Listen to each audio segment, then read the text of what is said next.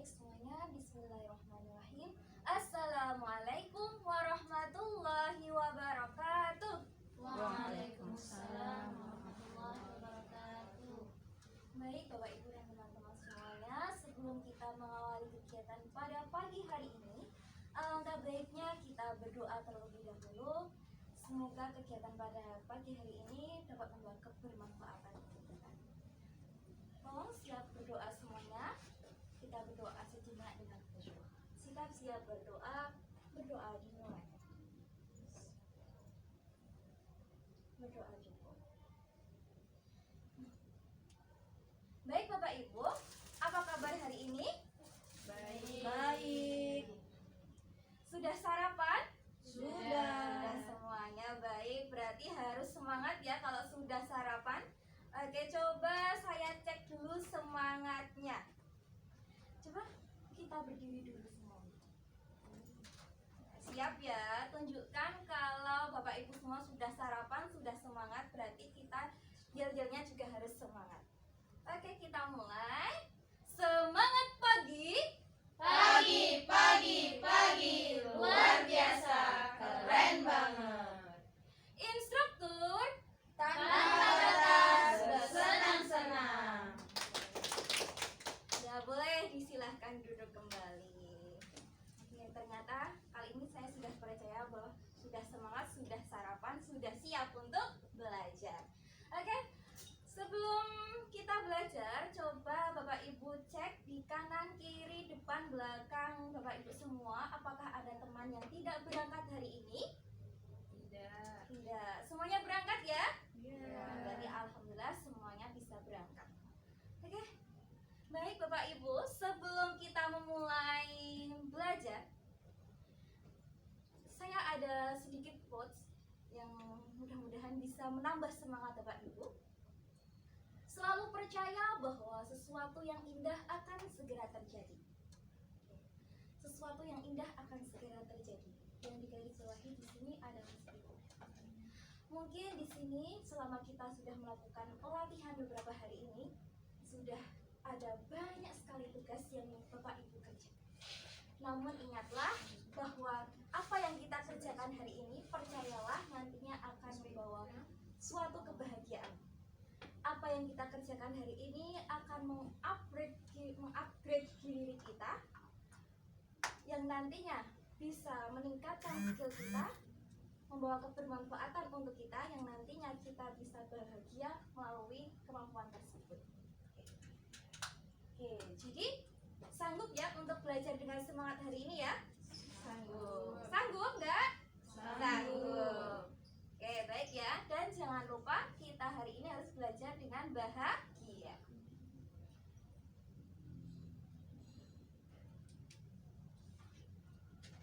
Sebelum belajar, kita harus berkenalan dulu sepertinya. Oke, perkenalkan, nama saya Anita Sari. Bapak Ibu sekalian bisa panggil saya Anita boleh, Nita boleh.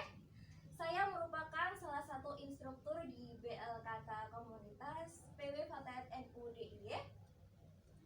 Saya lahir di Bantul 22 Juni 1999 dan saat ini saya tinggal di Yogyakarta, lebih tepatnya di Jogja bagian paling selatan, atau kata orang itu di Pol Daratan. Pol itu paling ujung dari daratan, dekat Samudra Hindia. Lebih tepatnya di Dusun Singgelo, Poncosari, Sandakan, Bantul. Oke, untuk pendidikan saya lulusan dari S1 PGSD UNY tahun 2022. Oke, di situ juga sudah saya cantumkan Instagram saya. Nanti Bapak Ibu sekalian boleh di-follow, dan juga ada WhatsApp saya. Apabila Bapak Ibu butuh bantuan atau butuh informasi lebih lanjut, bisa menghubungi saya melalui nomor yang sudah saya cantumkan di sini. Mungkin dari biodata ada yang mau ditanyakan terlebih dahulu sebelum kita berlanjut ke materi? Oh, tidak ya? Oke, kalau begitu kita lanjut. Baik Bapak Ibu, kita beralih ke pengawasan terhadap tempat dan lingkungan kerja. Seringkali safety itu dilupakan oleh sebagian besar orang. Namun, padahal safety itu adalah hal yang paling utama harus kita perhatikan dalam melakukan segala hal. Apalah arti sebuah keberhasilan jika kita sendiri nantinya tidak safety, tidak aman. Oleh karena itu kita mau cek nih, apakah ruangan kita hari ini itu sudah safety, sudah dalam keadaan aman apa belum? Jangan sampai nanti kita sudah proses pembelajaran ternyata tidak safety untuk kita. Oke, yang pertama kita cek dulu kebersihan dan kerapian.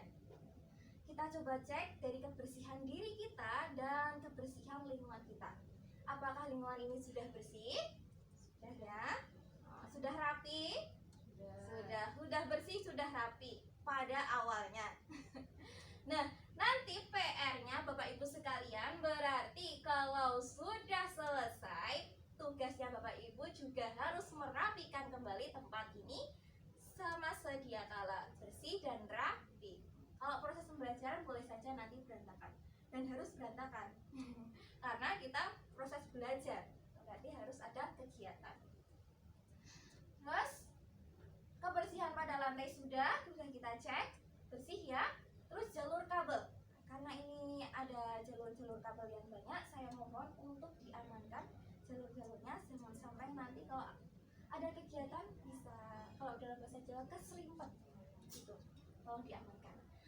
Terus jauhkan bahan mudah terbakar, perapihan terhadap sisa buangan, barang tidak terpakai yang mudah menyala, simpan atau jauhkan di sumber api.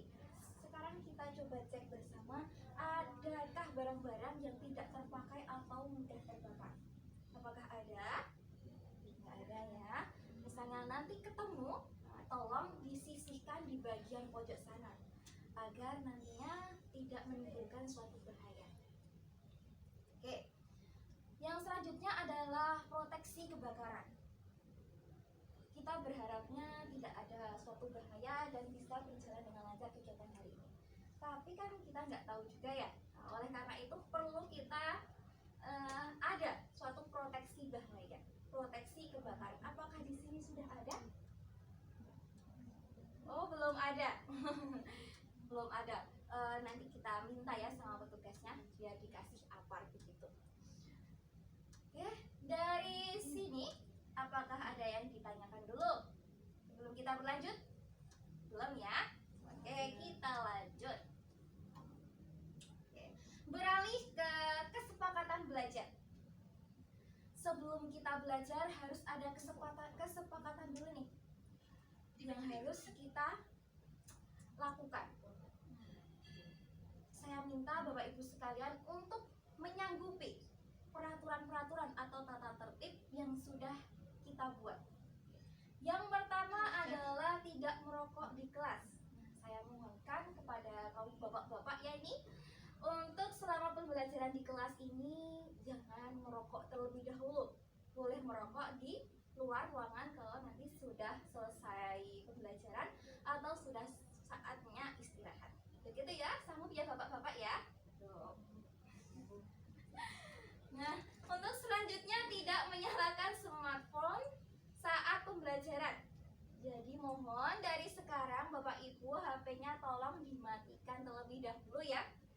Kita biar fokus belajarnya, efektif belajarnya, dan nantinya kita dapat mengambil pembelajaran dengan baik.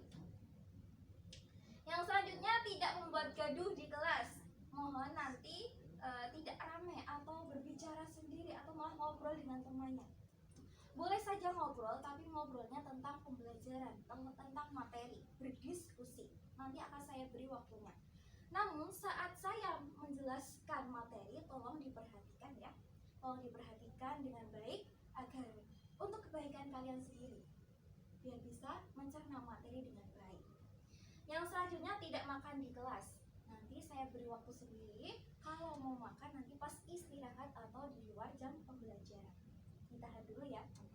Kalau mau minum saya persilahkan. Yang selanjutnya adalah tidak meninggalkan ruangan selama proses pelatihan. Jelas ya. Apabila apabila nanti kalau mau izin keluar ke toilet boleh saja. Yang selanjutnya mengangkat tangan saat bertanya. Biar proses nanti kalau tanya jawab atau berdiskusi itu berjalan dengan efektif, mohon nanti kalau yang mau bertanya itu silahkan angkat tangan. Yang selanjutnya adalah tepat waktu masuk pelatihan dan saat jam istirahat. Seperti tadi ya. Seperti tadi sudah tertib semua masuk kelas sebelum jam 7 karena kita mulai pembelajarannya jam 7. Nah, itu mohon dipertahankan sampai nanti akhir pelatihan. Siap ya? Siap. Oke. Kita lanjut. Baik Bapak Ibu, ini saya memiliki gambar, boleh diperhatikan, boleh diamati terlebih dahulu. Ada gambar 1, ada gambar 2. Ada yang bisa menjelaskan gambar mana yang kamu pilih dan apa alasannya? Yuk, coba yuk. Yuk. Ayo, berikan pendapatmu. Ada gambar nomor 1, ada gambar nomor 2. Ya, boleh Bu. Nomor 1 itu baju belum disetrika. Iya, betul. Kalau nomor 2 itu baju setelah disetrika. Oke. Selanjutnya Bu, misalnya dipilih untuk memakai, Ibu mau pilih yang mana? Yang nomor 2 dong. Oh, gambar 2. Alasannya apa Bu? Karena lebih rapi. Oh ya, bagus sekali. Terima kasih Bu. Ada yang lain mau berpendapat? Sama ya semuanya ya? Ya, pastinya memilihnya yang nomor 2. Apa alasannya? Karena bagus, karena halus, dipakai rapi. Yang perempuan tambah cantik, yang laki-laki nantinya tambah ganteng seperti itu. Nah, gambar 2, pakaian atau busana yang halus ini pastinya melalui proses yang namanya disetrika atau dalam bahasa tata busana namanya steaming itu sama dengan menyetrika. Nah, pada kali ini pembelajaran kita hari ini kita akan belajar tentang steaming atau menyetrika. Lebih tepatnya kita nanti belajar tentang peralatan steaming sesuai dengan kebutuhan busana yang akan di steam atau disetrika. Kita akan belajar apa saja peralatan yang harus kita siapkan agar proses steaming atau menyetrika itu dapat berjalan dengan lancar, terus bisa menghasilkan hasil yang bagus. Tidak asal menyetrika, karena nanti kita berhubungannya sama konsumen. Kalau kita memberikannya pelayanan yang kurang baik, nanti konsumen itu kurang puas dengan kita. Oke, materi ini sangatlah penting Bapak Ibu. Ini berada di SKKNI dengan kode unit GAR CM02011101 dengan judul unit melakukan penyelesaian akhir busana. Pada kali ini mengambil elemen kedua yakni menyetrika busana dengan uraian aspek pengetahuan yaitu peralatan steaming disiapkan sesuai dengan kebutuhan busana yang akan di steam atau disetrika.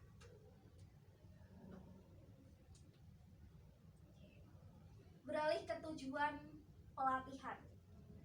Setelah mengikuti pembelajaran ini, saya harap nantinya kita bisa menjelaskan peralatan steaming sesuai dengan kebutuhan busana melalui kegiatan diskusi sesuai dengan standar dan prosedur tata busana. Lalu, apa manfaatnya? Ya. Setelah mengikuti pelatihan ini, saya harapkan peserta mampu menyiapkan peralatan steaming sesuai dengan kebutuhan busana yang akan di steam atau disetrika. Dan saya harapkan nantinya kita sebagai pekerja di bidang tata busana jangan lupa, karena ini konteksnya di akhir penyelesaian busana, saya berpesan jangan sampai ketika busana yang sudah kita selesai jahit jangan lupa untuk disetim atau disetrika ketika mau diserahkan kepada pelanggan. Mungkin hal itu masih awam untuk sebagian orang. Kenapa harus disetrika? Toh nanti sama konsumen, sama pelanggan akan disetrika sendiri. Namun itu sangat berkaitan dengan profesionalitas kita sebagai pekerja tata busana. Apabila itu akan menambah kepuasan pelanggan. Apabila pelanggan itu merasa puas, nantinya kita akan menambah kepercayaan dari para pelanggan, seperti itu. Terus beralih ke pengertian. Sebetulnya apa sih pengertian dari steaming itu atau menyetrika? Menyetrika busana adalah kegiatan merapikan, menghaluskan, dan melicinkan pakaian dengan menggunakan alat setrika. Jelas ya, alat setrika. Lanjut. Nah, sekarang nih, peralatan steaming. Kok banyak banget nih? Sepertinya kalau aku menyetrika, alatnya cuma setrika. Ternyata banyak banget. Kenapa kok banyak? Sebetulnya sih menyetrika bisa aja kita menyiapkan setrika dan papan saja. Tetapi kalau kita di industri atau kita sebagai pekerja harus menyiapkan banyak banget nih. Untuk apa sih menyiapkan banyak banget? Kan setrika aja udah bisa. Nantinya untuk menunjang maksimalnya proses menyetrika begitu. Yang pertama jelas ada setrika, yang selanjutnya papan setrika, lap setrika, papan meruncing, bantalan Tyler, dan sarung tangan anti panas. Oke. Yang pertama ada setrika. Ada setrika biasa atau strik, ada setrika uap. Apa nih bedanya? Kalau setrika biasa mungkin kita sudah familiar ya, sudah kita gunakan dengan kegiatan sehari-hari. Nah, kalau setrika uap, setrika yang ada uapnya. Uapnya dari mana tuh? Uapnya itu dari air. Biasanya untuk setrika uap itu ada tempat untuk mengisi air, di mana nantinya ketika setrika itu digunakan, airnya itu akan menjadi uap, melicinkan pakaian. Jadi kalau setrika uap ini nantinya nggak usah pakai pelicin, nggak usah pakai alat semprot. Nanti ketika tombol udah dipencet, nah nanti itu udah ada uap airnya seperti yang di gambar ini. Ya, sudah ada uap airnya. Selanjutnya adalah papan setrika. Papan setrika ini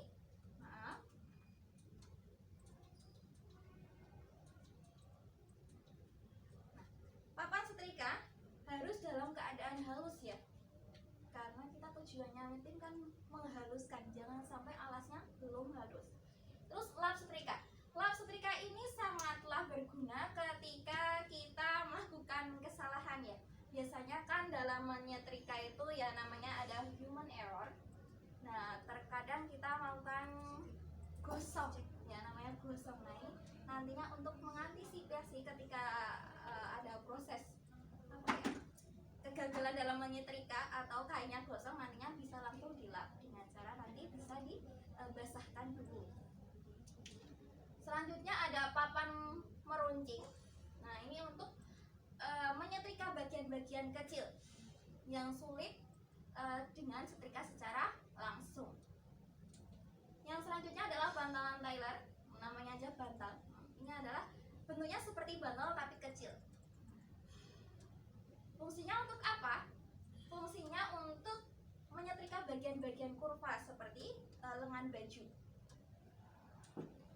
Ya, ini adalah jenis-jenis atau bantalan Tyler, bisa disesuaikan dengan nanti kebutuhannya seperti apa. Selanjutnya adalah, ini penting sekali nih, sarung tangan anti panas. Untuk melindungi dari tangan kita biar tidak tersentuh oleh setrika. Oke. Yang selanjutnya adalah kesimpulan dari apa yang sudah saya sampaikan tadi. Dapat disimpulkan bahwa sebelum melakukan proses steaming, kita perlu menyiapkan peralatan-peralatan supaya menghasilkan hasil steaming yang maksimal. Yang selanjutnya saya simpulkan bahwa peserta dapat menjelaskan peralatan steaming sesuai dengan kebutuhan busana, melalui diskusi kita pada pagi hari ini. Oke, dari sini ada yang mau bertanya? Cukup ya? Nggak ada ya? Oke. Kalau tidak, Ibu mau bertanya sedikit ini. Ayo, siapa yang masih ingat? Sebutkan 3 peralatan yang perlu disiapkan dalam proses steaming. Ya, siapa yang bisa? Oh, boleh. Bu Lili, silahkan. Meja setrika. Ya, betul. Papan runcing. Papan runcing. Sarung tangan.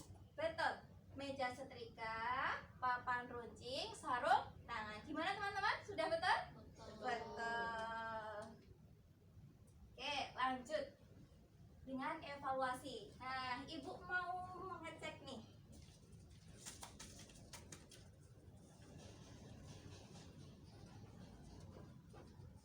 Apakah Bapak Ibu semua sudah paham dengan apa yang saya sampaikan? Ibu sudah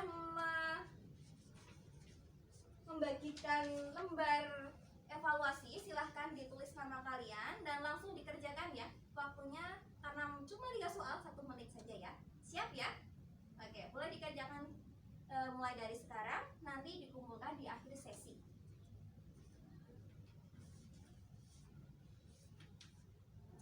Sudah selesai? Sudah. Boleh dikumpulkan di paling ujung meja ya, nanti saya ambil. Oke, sebelum kita tutup, ini ada, kalau di zaman kita sekolah ada namanya PR, atau di sini ada tugas tambahan. Tugas tambahannya apa? Tugas tambahannya yaitu membuat peta konsep dari tahapan melakukan pengaturan suhu. Ya. Nah, tugas ini dilakukan dan boleh dikerjakan setelah pelatihan ini. Batasnya sampai hari Sabtu 14 Desember 2024 jam 12 malam.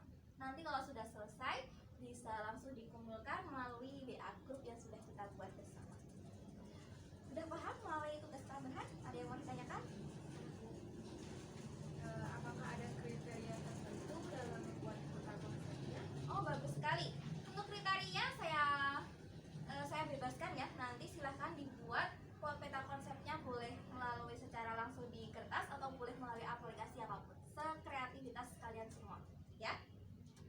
Sudah? Ada lagi? Tidak? Oke. Lanjut. Beralih ke penutup.